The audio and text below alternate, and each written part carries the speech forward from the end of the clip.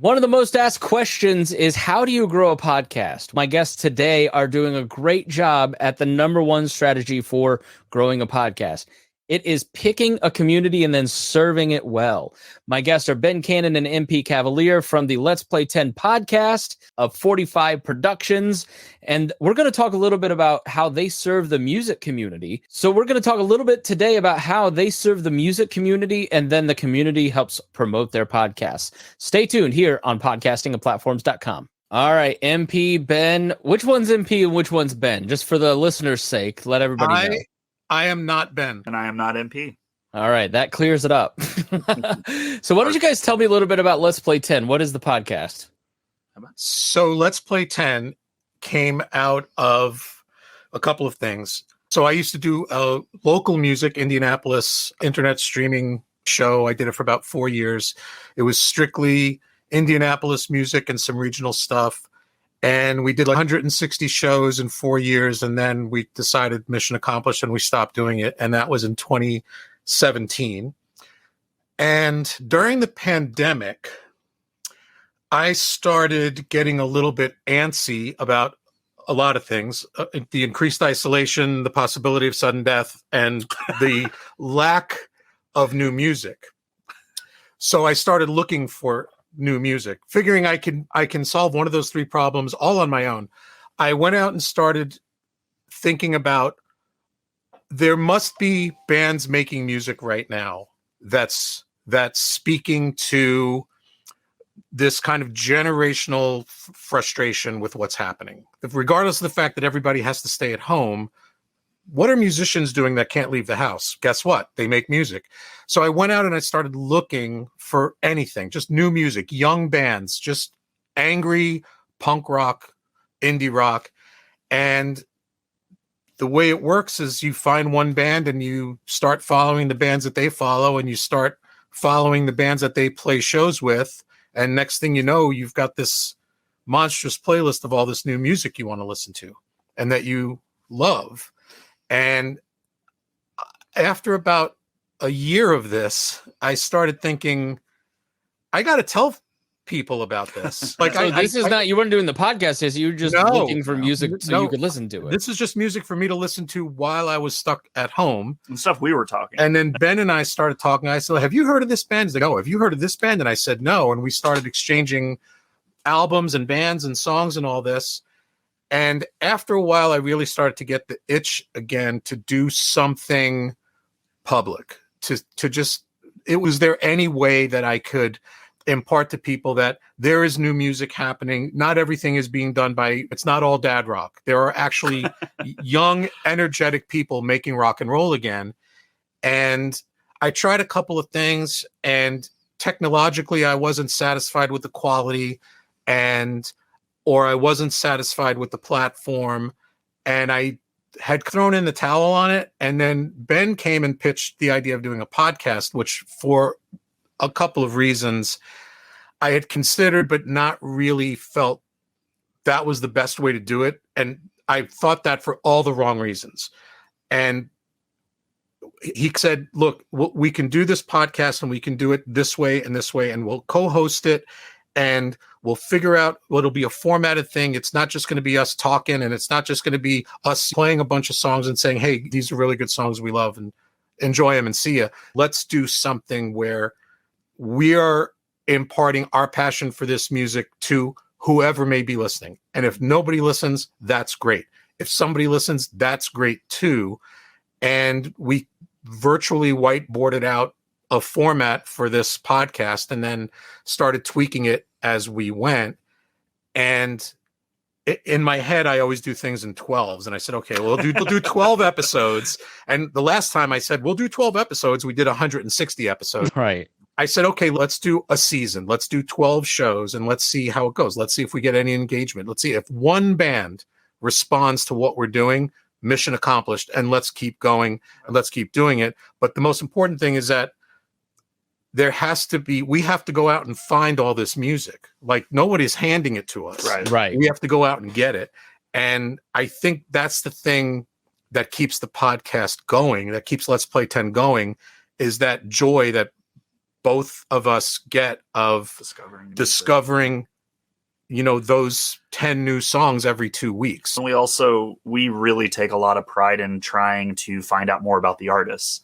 So if you listen to the podcast, like most of the songs, singles that we're promoting and stuff for these artists, and these artists are from all over the world, they're doing amazing things. They're making differences in their communities, but we're trying to figure out more about them. And that's a challenge sometimes. Like we have artists that we find a plethora of stuff. We find that they've been working with other bands that we know. They're doing other things outside of their music. And then there's also the side where we find a band, they got nothing. And we're like, that's cool. I love it. It's very punk rock. Like we're going to promote it anyways. Yeah, we just make stuff up. And if the band does hear our podcast, because we tag everybody, we try to get everyone involved. We're like, let us know. Tell us who you guys are. Like, we'll share the info. But I think it's telling the story behind these artists and who they are and why we love the music. But we want to tell their story too. And that's probably the real heart, I think, of why we get so excited about it. Or if we don't do it for a couple weeks because of family, holidays, whatever, we get this itch of, man, I want to get back in the studio and put out another episode and see what's out there and who's doing what. So it's all local musicians. No, it is not. Okay, so, all right. I was gonna say, because was like my main question. Is like the last one that I listened to, it was I have 2 hours left. I think I'm like 30 minutes into it. And there's 18 tracks, and I'm like, that's a lot of local music. I love how we were both just absolutely horrified at the idea of doing a local music show. Yeah. No, with all due respect to many very good fine musicians and fine bands and fine artists that live in Indianapolis and serve Indianapolis and perform and peddle their wares in Indianapolis. No, Let's Play 10 is a global indie rock DIY small label enterprise. And it does include Indianapolis artists or Indiana-based artists. Right. It's not all good music's good music. That's our big motto is we'll listen to anything. And if we love it, we'll put it on the show. For us, though, too, this is not monetized. We actually buy the music, or if we can't buy the music because they're only on streaming, we'll buy merch. And we do that to support the artists, to give back. But we do this show to support them. Like, one of the niches I've always wanted for this show to really fall into is for touring artists. Like, we make this because we're nerdy, passionate musicians ourselves. And we would love for touring bands, when they're driving 5-6 hours to the next show, to listen to our podcast and discover new music themselves. Because the community only gets better if we can support one another. So the structure of it, the one that I listened to, you played several songs and I was like, when are they going to talk? And then you guys had a great conversation that was fun and having fun with each other and talking about the music.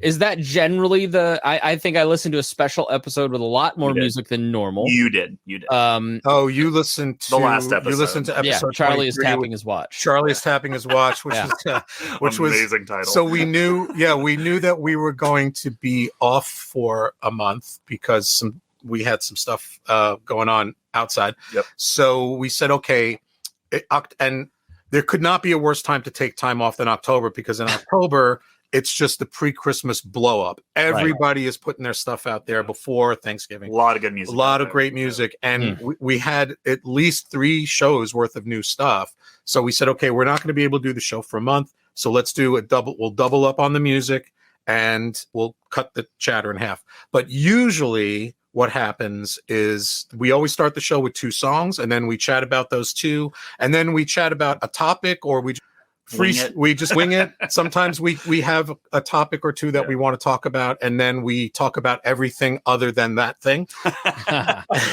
We'll just get the wild hair gets where it gets, and we just let's be silly and talk about something stupid. And we'll do that, and then we play 4 songs, and we talk about those 4, and then we play the next 4, and we talk about those 4. So there's your 10. That's the Let's Play 10. And then we have, at the end of every episode, we have a segment called Plus Ones. So the Plus Ones would be 1 song each and the songs were released prior to our little new music window, which is anywhere between 2 and 4 weeks before we tape. So anything that came out before then that we just suddenly discovered, oh, this is such a great song, but it came out 6 months ago or 8 months ago. So it becomes a plus 1. And then we at one point we said 12 songs isn't enough for a show called Let's Play 10. So let's add a 13th. So now we have a bonus song at the very tail end of the episode after we sign off. We have the theme song, and then we have bonus content. And the only reason we have the bonus song is because we discover some of these artists drop albums, and you get the single that you're going to play in your 5, but then you're like, man, there's some really other great deep tracks. Yeah. And I grew up being a B-sides kid. Like, I love my B-sides. And so I was like, what if we add a bonus track? And we made the decision on air. And he's like, are we making a boardroom decision on air right now? And I was like, yeah, let's do it. And he's like, all right. That's the best way to do it. You're not supposed to talk to co-host off the air. That kind of crap happens all the time. We make 0 decisions offline. All decisions get made as we're taping the episode. And you could actually, we don't cut anything out. It's part of our charm. Yeah, all that stuff is just out there for anybody who wants to hear. Oh, remember on episode 12 where they decided they were going to have bonus content? Oh, that was really funny and stupid. Yeah, it works out. So how is this? So I don't know anything about music podcasts. So like the last time I dived, Neither do we. Yeah, I don't know. I'm not going to say I know because I'd be insulting guests. But so I tuned into all the different categories, probably like 2007, 8, the beginning of podcasts. And there were a lot of great music podcasts that just like there was a covers podcast. I don't know if that one's still around. That's anybody that's podcasting in 06 is like probably huge now. But what is the state of music podcasting? Because I hear you're playing music on podcasts, and that makes my legal side pucker because my day job, the first conversation I had was, you will never use copyrighted photos. You will never use copyrighted music. If you use copyrighted video, for the listeners who don't know, like the general rule of thumb is you're not allowed to use copyrighted music in your podcast because of one obscure line in a ruling that said podcasts equals Napster. And so everybody's afraid to use copyrighted music. Now they have to catch you first, but that's why you go find something like Pond 5 or Podcast Music to do all your music, all that stuff, right? So how do music podcasts like yours get the rights to play music? And you mentioned buying merch, like you get permission. Like, how do you handle that with artists? I feel like lawyers should be like whispering in my ear now. Don't incriminate yourself for the trial. But the thing is, really, people get all bent out of shape, and Gordon Firemark sells you some legal forms, and you have to get caught, and then they'll just send you a cease and desist, and then you say, "Oh, I'm sorry, I'll take that down." So here's how this sweat it. But here's the answer. I'm curious if ours is separate. Here's the answer. So you're right in a sense. What you said is not incorrect, but like with everything else in the world, there's gray area. But we don't even fall into that gray area because the real danger, the real legalism comes from licensed music, which is why the licensing companies of the world make a big deal about those rules because they need to sell licenses. But if the music isn't licensed and the copyright is owned by the artist, or by the artist's label, or is licensed exclusively from the artist to their little boutique label, all we need to do is ask permission. Because if the song isn't licensed, that means that there's no licensing company to sue us. So that's one. Two, the vast majority, and 90 out of 100 artists that we play have fewer than 10,000 followers on Spotify, or fewer than 5,000 followers on social media. It would be very counterproductive for anyone involved to say these guys played this song on that podcast, so we need to sue them. So again, if the song isn't licensed for television or for advertising or for film, we're fine. And we ask these questions before we go off half you know what and play their song. Because we don't want to get sued. I don't want to lose my house. He doesn't want to lose his trailer. We do have to indemnify ourselves to a certain extent. But again, one of the I'm sure most of the people you're working with are flattered that you're using. Like I had a theme song by a local artist for a long time on one of my shows. He's like, "You'd play that on your show? Oh, thank you." Yeah. And that's the reaction we always get when we reach out to these artists and say, listen, we just heard your EP, or we just heard your single, or your album. We really love it. We have a little music podcast that we do, and we would love to feature one of your songs in our podcast. First of all, is that cool with you? Here's the link to the podcast so you can listen to an episode and make sure that we fit we have the right vibe for you. We don't want to offend anybody. And we've never gotten a no. Yeah. And we've never gotten a, well, we did sign a licensing agreement with Chuck's Licensing in LA because they think that they're going to get our song into a movie. So maybe you better contact them. And at that point, we have to decide, is it worth taking the chance or is it not worth it? Yeah. But yeah, there is the copyrighted music thing is a real gray area, especially for podcasting now. And we try to also, because again, this is not monetized. We're actually, he has a Let's Play 10 t-shirt on. We have another model, and then we have the thank you for the music, which is our big hashtag for it. But these shirts that sell on 45, if we sell any, we take the profit from those shirts and we roll that back into buying music of the artists we're having on the shows. Purchasing the music or merch really does help too, letting the artists know, hey, we are really just promoting you. We do this because we love it. If that's not something you want, that's fine. But we would love to promote you. And then there's the side where if you look at our social media, we're tagging the artists. We're not hiding from them. We're promoting them. Really, the posts are all about them. We try to use their album art or their images where permissions lie, but everything is about them. And being that it's on our platform, it needs to have a home. But the goal is for that to really just be a vehicle to get people to hear this new music or to get artists to start checking each other out and supporting each other, because the legality side really takes away, in my opinion, from just enjoying and supporting each other. And it's sad that we get caught up in that, or that people get caught up in that. Doesn't mean I don't want the artist to make money.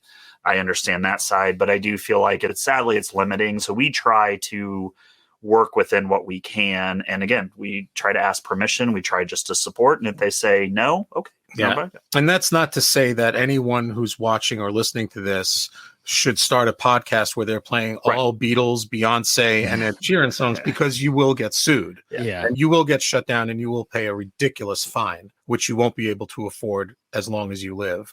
But I think that there's a certain safety net in doing what we do, the kind of music that we do, the kinds of artists that we do, because we are latching on is bad. We are playing artists at a stage, are sucking off the industry. Right. Hold on. I'm going to clean that up. Let's be honest. We're sucking off the indie music teat right now.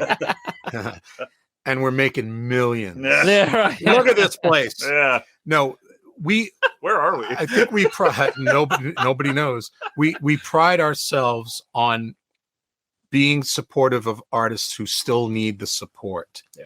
And there have been times where we've come across artists where one of us says, I'm going to put this in my playlist, or what do you think of this song? And we'll say, I don't know. This artist has like 1.5 million followers on Instagram, has a licensing agreement with Universal Music, or, oh, I think I just heard their song in a TV show the other night. So maybe we better pull back and do a little bit more digging. Plus, that kind of it breaks the promise to the listener, Exactly. which is we're going to help you find stuff you're not going to hear anywhere else. Exactly. But even at that, though, like if you think about how many platforms there are with streaming out there, like even if an artist is in their own regards, their goals are being met and they're starting to take off, get some streams, some follows, 1 million is still a drop in a bucket. It's nothing to shy away from by any means, but the chances are is there's still millions of other people out there that still don't know who this artist is.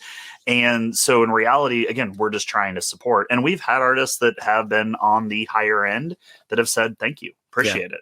Because they probably realize that there's still a large audience out there that hasn't experienced their band or heard their music yet. But the vast majority of music that we're doing, the bands are self-releasing. They may be recording in a professional studio and they may have a manager and they may have people, but at the end of the day, they're recording their music, they're mastering their music, and they're dropping it themselves, because you can do that now. You don't need distribution anymore. Right. You don't need a label anymore. You have all these services. And if they are signed with a small boutique label early on, we recognize that. Yes. So we reached out to the small boutique labels and we say, hey, we really love these bands on your label. And we didn't ask for anything. We didn't say, oh, can you send us some free vinyls or free t-shirts, or can you get us the band's autograph? We were just like, hey, we're here. We're doing this thing. We happened to notice that 6 of the bands we played on our last 2 episodes were on your label, and we just want to we hear you, and we're out here and we're promoting your bands. And they reached out to us and they were like, what do you need? What can we do? Or take this to Heart Records, one of our favorite yeah. labels. Great bands, by the way. Everyone should go check out Take This to Heart Records. But they're like, man, this podcast was built for us. Yeah. Like, listen to it because they just appreciate all the music that we're discovering that maybe they haven't even heard yet. And again, it's just community based. That's really all it is. It's community based. Yeah. So how does that? So that leads me to my next question about that community. So I wonder if we should have just told them that we had a license and just moved on. how does that community help grow the podcast? What have you seen over the last year that has helped you get to different levels? What has worked in promoting your show? I'm going to go one thing and I'll let MP take over. One of my favorite things that both him and I were hoping to get to at some point when we started it, we weren't there yet, but we wanted artists who we had featured on a show, a single, to give us a bumper. And I love it because it's our way of also saying thank you again. So we're getting artists from all over the world who send us bumpers when we ask, and it's just them saying, hey, I'm so-and-so, and here, let's play 10, or I'm so-and-so from this band, or you get the whole band being like, hey, we're blah, blah, blah, let's play 10, and that'll kick off a lot of our shows now. And we love that because it's just one more way that we are, again, trying to reinforce that we're all in this together. That's my favorite part to answer your question, but I'll let MP do the rest. That's my favorite part too. No, seriously. Yeah. Yeah. To be able to, for a podcast that's only a year and a half in, to be able to say that we've got this huge library of bumpers from all of these bands and all these artists and people from labels and people from zines and people from other podcasts. You have to do one, by the way. Sure. People from other podcasts. That would be awesome. Just like picking up people their phone. Who? Yeah, that's okay. Just picking up their phone and going, hey, it's insert name here from the band Scoobity Doo, and let's play 10. That, to me, that's the best engagement you can get. I don't need 10 million listeners. I just need the people who we're doing the show for to acknowledge that we're doing the show. And I see. So a key of it is, so a key of it is that person like feeling they're a part of hey, they hear their voice on your podcast feed. That's exactly right. And that's why we say thank you for the music. Sorry, I didn't mean to talk over you. I apologize. No, you're good. So that's why we say thank you for the music. It's why we have shirts and we hashtag that because we just want to show appreciation. But I think even the pinnacle of having the bumper conversation is we actually had a younger listener do our bumper recently, which I'm like, in my head, I'm like, that's even cooler because now the bands that listen go, man, they're getting a younger audience also listening to this show and discovering our music. To me, that's the thing. There is no boundaries here. We want everyone to be a part if they want to be a part. So what kind of social presence do you do to market the show? What does your marketing look like? It's very punk. Like our t-shirts literally say this is not a Let's Play 10 podcast t-shirt. That's a pulled from an old punk band out on the East Coast. I won't get into it, but it's a lot of tongue in cheek. We use funny images of ourselves. We use some AI images for a while. We just typed in like fat dudes that are bald and wear fedoras doing a podcast, and it gave us all types of random stuff. Bram made some really great stock photo animations where he would take a snippet from the show that was funny and then have it play out in stock photo images with our faces. Yeah. So like just silly stuff like that. Yeah. Like we don't overthink it because again, it's really about the artist and the music. And we don't take ourselves seriously at all. Yeah. But we take I know. Yeah. We take what the bands do very seriously. But when it comes to promoting or marketing the podcast, the stupider. Yeah, I think that helps because you both come across very, I don't know, when people are sincere, I like that. That's a value I honor. We come off as sincere? Yeah, you fooled me. Adam. But no, I think when people are trying to build community, there's like very set approach that people who are trying to build community have. And then there's like a set approach that people who are ambitious have. Sure. Now, it doesn't mean that you aren't ambitious in building community. It's just a little bit beyond yourself versus I'm desperate for you to use for me to use your clout to get my name out there. Right. Like I think that anytime people approach, I think it's a good lesson for the listeners. Anytime people approach their community that they're nerdy about and want to serve, then all of a sudden the community goes, how can I be a part of what you're doing? And how can we cross promote? And how can we grow together as opposed to, oh, no, I don't want you on my podcast because you're very clearly just trying to use me, or you're just trying to use the community to sell services or right. It's and not that you can't. I'm in communities and I sell services to like the libertarian podcast world because I'm known there, but I'm only getting those opportunities because I've been a member of that community and added value to it and wanted to help it for a long time. And then people go, that guy has skill sets, let's use it. So I think that is just such a core thing for if you want your podcast to grow, be a member of a community, serve it well, and then it'll eventually come back to you. Our drive, is not necessarily in the marketing. I'd prefer organic growth because everyone knows word of mouth is the greatest marketing tool ever. So even if we slowly grow over years, that's fine. Because we're not making money on this. This is not our day job. We do this because we love it and we just want to help out. But for me, the drive is more in the research of finding the bands and reaching out to them. The drive is in being able to afford to purchase their music, to purchase their merch. The drive is to continue to do this, but it should always be organic. Organic is the best way to grow it. And I would rather grow it over 3 years and have a true audience that listens consistently and gets excited about what we're doing versus trying to get it off the ground immediately in 6 months and cross promote and stuff and getting things that are not worth the energy that goes into them. Yeah. So let's talk about your pain points. Like with your podcast, what are you looking to solve today and work out and talk through? What is causing issues with the podcast? We got to move. You brought up the move? We have to move. This is in multiple episodes, by the way. Okay. We've spent 5 or 6 episodes talking about this move. It's never going to happen. And the move, and I know that you can't see a 360-degree view, but this studio that we're in right now is supposed to move 20 feet across the room. And it would take me 2 days to do it. And I haven't done it.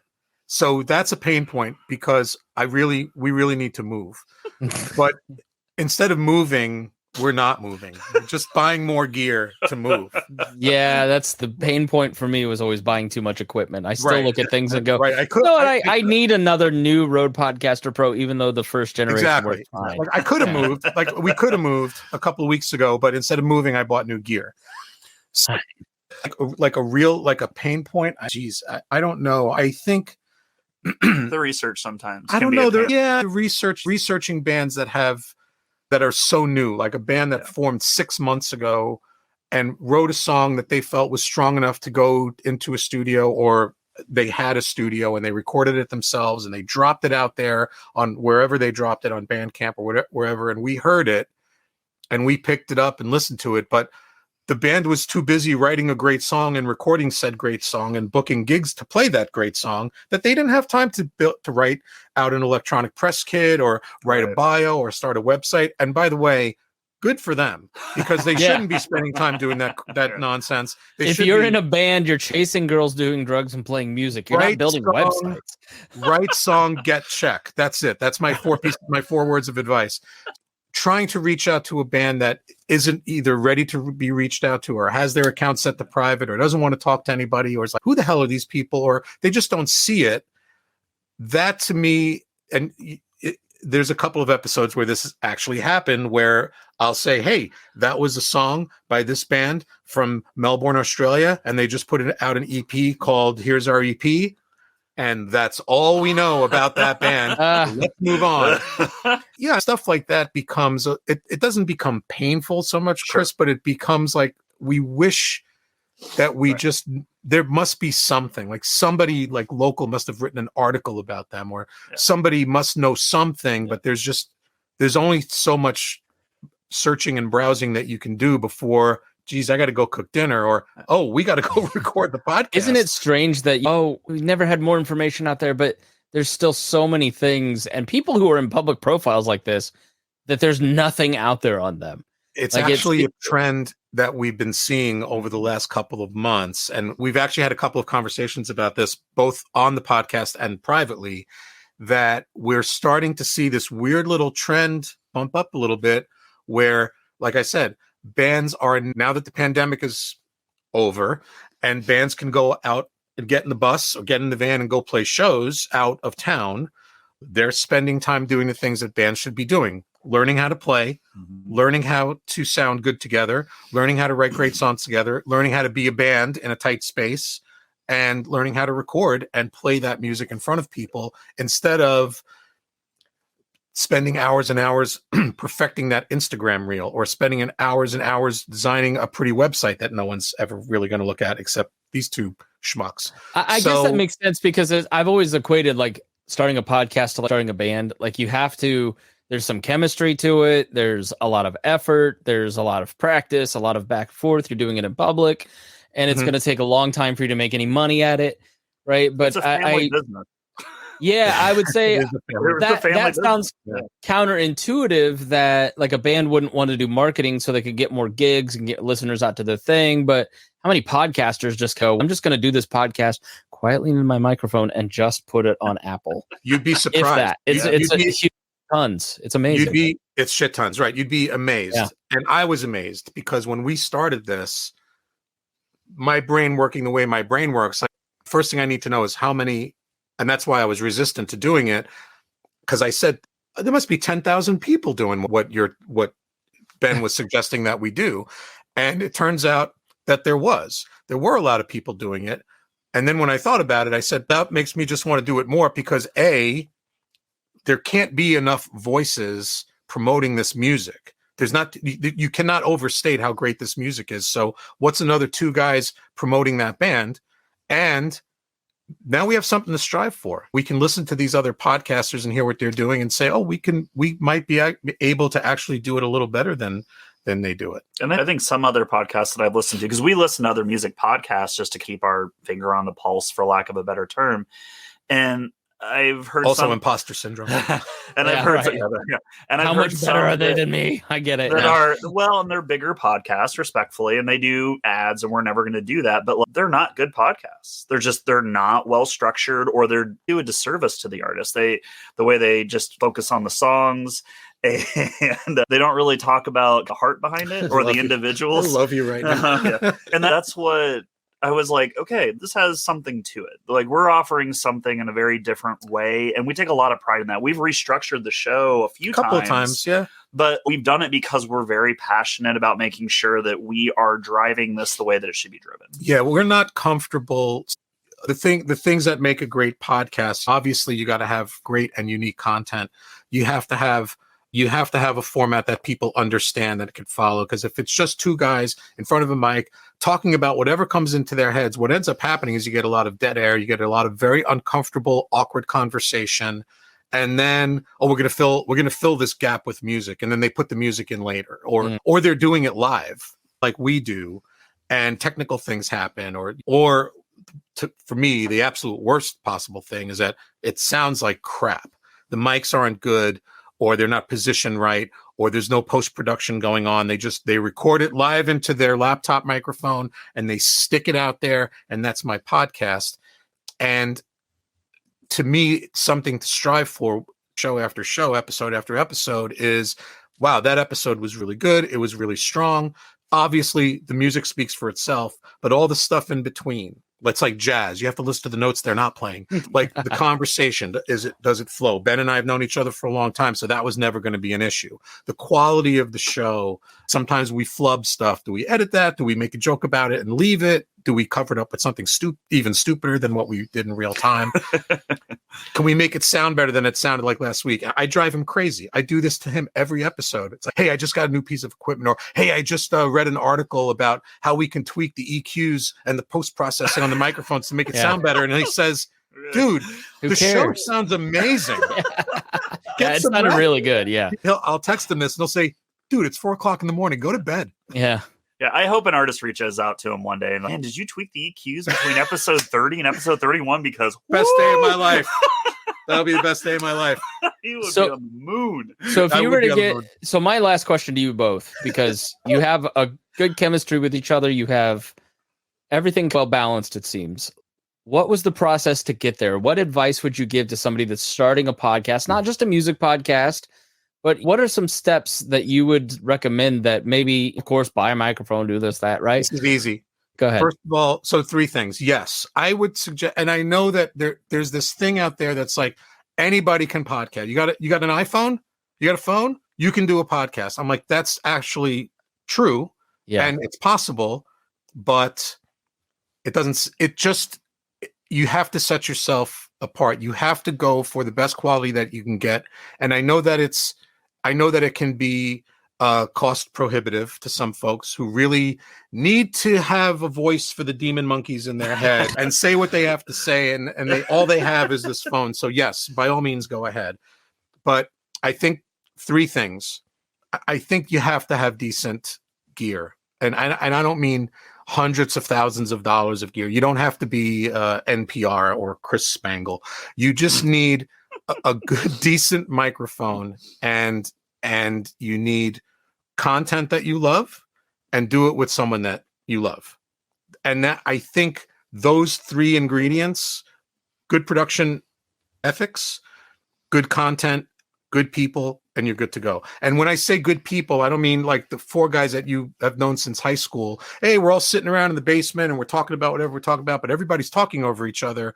But, oh, that was a really good conversation. Yeah, we should do a podcast. All of those podcasts, they do 3 episodes and then they get bored and they stop because they listen to it and they realize, wow, we sound like idiots. My 4th piece of advice is try not to sound like an idiot. I've got 3. I got to shut the show down then. I got Ben, 3. I didn't want to say. Ben, go ahead. My 3 are, I think you absolutely have to be a passionate student. You have to love what you're doing, and you have to want to continue to learn about what you're doing. I think 2 is don't fall into stereotypes. I think too many people get caught up in what they're being told to do. They research what good podcasting is, how to be successful. But I think that if you're passionate about something, you can discover those things as you go along, what works for you, for your listenership, for your community. And the 3rd is, I think it's really important to be honest. You have to be honest in what you're talking about or what you're promoting, why you're doing it, and all those things, because people will respond to that. The people want to be engaged. They want to be entertained, but you have to be honest about it. All right. Shameless self-promotion time. Where can people follow you? How can they find the show? What should they look for? Where do you start? So the Let's Play 10 podcast is available on every streaming platform that you could probably name. We're everywhere. We're on. Is my tag sticking out? I got you. Oh, thanks, man. So we got to start over now because my tag was sticking out. First question, yes. Let me get a martini. So yes, Chris. No. So Let's Play 10 podcast available on every streaming platform. It's Let's Play 10. That's our little image there. Here, I'll get closer so you can see. TEN, not the number 10. Let's Play 10, right?